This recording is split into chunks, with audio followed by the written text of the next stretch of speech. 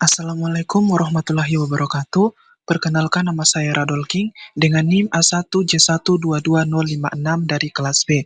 Di sini saya akan menjelaskan terkait analisis kebutuhan pengembangan media pembelajaran pada mata pembelajaran genetika yang diajarkan di kelas 12 sekolah menengah atas. Tujuan dan pentingnya analisis kebutuhan adalah untuk memastikan bahwa sebuah proyek, produk, atau sistem yang dikembangkan dapat memenuhi harapan dan kebutuhan pemangku kepentingan, serta berjalan sesuai rencana.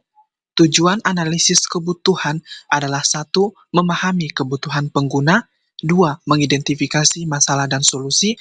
3. Membuat spesifikasi yang jelas. 4. Mengurangi resiko kegagalan. Dan yang terakhir adalah membantu pengambilan keputusan. Selain tujuan analisis kebutuhan, yang perlu diperhatikan adalah pentingnya analisis kebutuhan.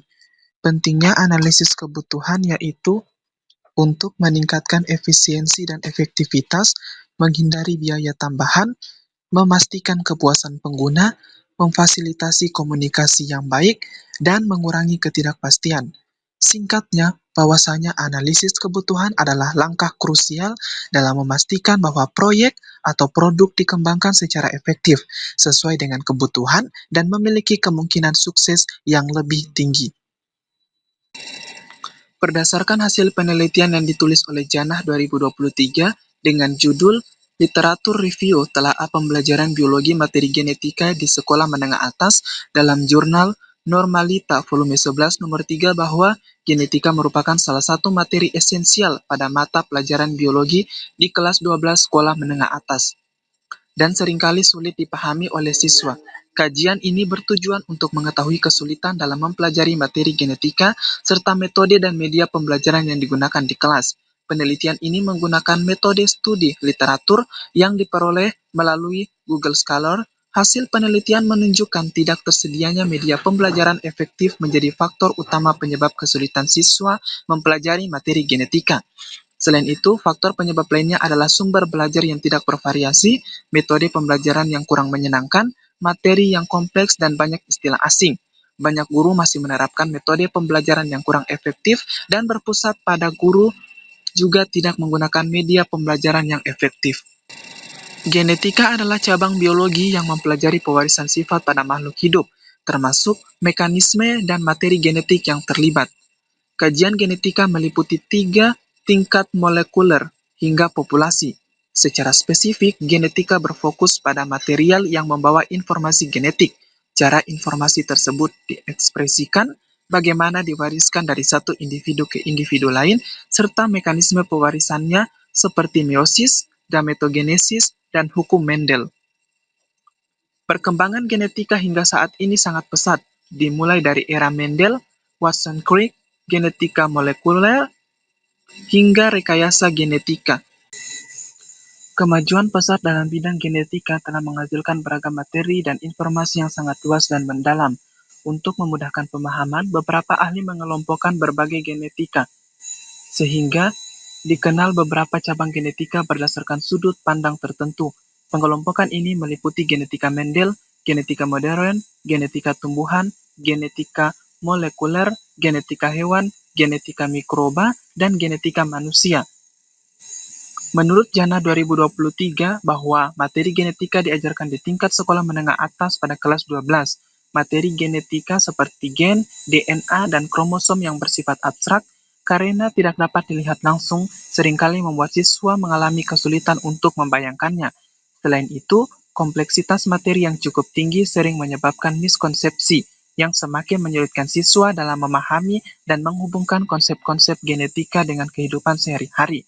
Penggunaan metode dan media pembelajaran yang kurang efektif oleh guru juga dapat meningkatkan kegagalan dalam menyampaikan materi genetika kepada para siswa.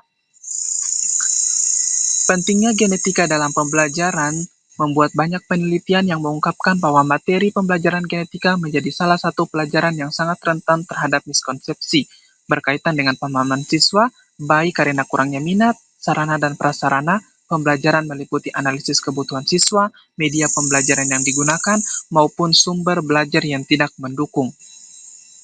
Topik genetika perlu diajarkan di tingkat SMA karena merupakan dasar pemahaman mengenai bagaimana sifat biologis, diwariskan dari satu generasi ke generasi berikutnya.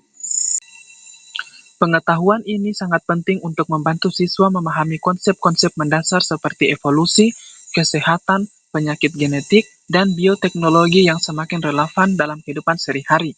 Dalam memahami genetika, siswa dapat mengembangkan kemampuan berpikir kritis dalam memecahkan masalah yang terkait dengan kesehatan manusia, konservasi lingkungan, dan pengembangan teknologi. Selain itu, pembelajaran genetika di SMA juga membekali siswa dengan pemahaman ilmiah yang diperlukan untuk studi lebih lanjut dalam bidang biologi, kedokteran, dan berbagai disiplin ilmu lainnya.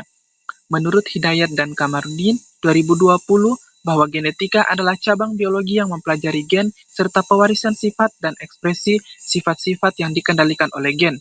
Kajian genetika mencakup materi genetik, meliputi struktur, reproduksi, ekspresi, perubahan, rekombinasi, keberadaannya dalam populasi, serta rekayasanya.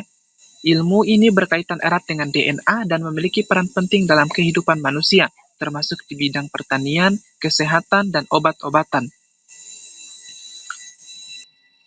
Analisis molekuler menjadi dasar untuk memahami fungsi, replikasi, ekspresi, serta perubahan materi genetik. Oleh karena itu, siswa harus mampu memanfaatkan IPTEX, ilmu pengetahuan, teknologi, dan seni, untuk mengembangkan pengetahuan dan keterampilan mereka dalam kajian molekuler, serta menerapkan pengetahuan ini untuk memecahkan masalah yang dihadapi oleh masyarakat. Temuan dari analisis kebutuhan termasuk kesulitan yang dihadapi siswa dan kebutuhan khusus mereka, dijabarkan dari hasil penelitian Jannah terkait kurangnya pemahaman materi genetika tingkat SMA, bahwasanya analisis kebutuhan belajar materi genetika menunjukkan bahwa siswa sering menghadapi beberapa tantangan dalam memahami konsep-konsep genetika. Kesulitan utama yang ditemukan melalui analisis kebutuhan adalah kesulitan siswa mempelajari materi genetika, yaitu dikarenakan abstrak dan tidak terlihat. Materi genetika seperti gen, DNA, dan kromosom sifatnya abstrak dan tidak dapat dilihat secara langsung, sehingga sulit bagi siswa untuk membayangkan dan memahami proses-proses yang terjadi di tingkat molekuler. Yang kedua adalah kompleksitas materi. Konsep-konsep seperti replikasi DNA, pewarisan sifat, rekombinasi genetik, serta mekanisme mutasi dan ekspresi gen cenderung sangat kompleks. Hal ini seringkali menyebabkan kebingungan dan miskonsepsi, terutama ketika siswa diminta menghubungkan berbagai konsep yang saling berkaitan. Yang ketiga adalah penggunaan istilah yang rumit. Istilah teknis dari bahasa ilmiah yang digunakan dalam genetika seringkali sulit dipahami oleh siswa. Penggunaan istilah yang rumit tanpa penjelasan yang cukup sederhana dapat meningkatkan beban kognitif siswa. Yang keempat adalah keterbatasan media pembelajaran. Keterbatasan alat bantu visual, model interaktif, dan simulasi juga menjadi hambatan dalam proses pembelajaran genetika. Banyak siswa kesulitan memahami materi dan mekanisme genetika tanpa dukungan media pembelajaran yang konkret dan interaktif. Yang kelima adalah miskonsepsi yang umum. Siswa seringkali memiliki miskonsepsi terkait pewarisan sifat seperti konsep dominan resesif atau hubungan antar gen. Metode pembelajaran ceramah yang digunakan dan juga sumber serta media pembelajaran genetika yang kurang memadai dan sarana dan prasarana yang kurang memadai menjadi salah satu faktor pemicu siswa untuk sulit memahami materi pembelajaran genetika. Oleh karena itu, kebutuhan teknologi dan sumber daya yang diperlukan untuk pengembangan media pembelajaran sangat dibutuhkan, seperti perangkat keras maupun lunak, dan juga sumber daya manusia yang memadai. Beberapa penelitian telah merekomendasikan media pembelajaran yang tepat untuk mata pembelajaran genetika, seperti model pembelajaran Guided Inquiry terintegrasi Virtual Lab, model kooperatif tipe TGT Teams Games Turnamen, model pembelajaran kooperatif tipe STAT Student Team Assessment Division, dan juga media audiovisual. Penelitian tersebut dianggap berhasil dan telah memecahkan masalah siswa yang sulit menerima materi pembelajaran genetik. Oleh karena itu, guru perlu melihat dan menganalisis kebutuhan siswanya serta melihat karakteristik peserta didiknya untuk mendesain pembelajaran sedemikian rupa untuk dapat mengatasi permasalahan yang sering muncul di kalangan siswa, yaitu sulitnya menerima pembelajaran. Jika guru telah mampu menganalisis kebutuhan para siswanya, maka permasalahan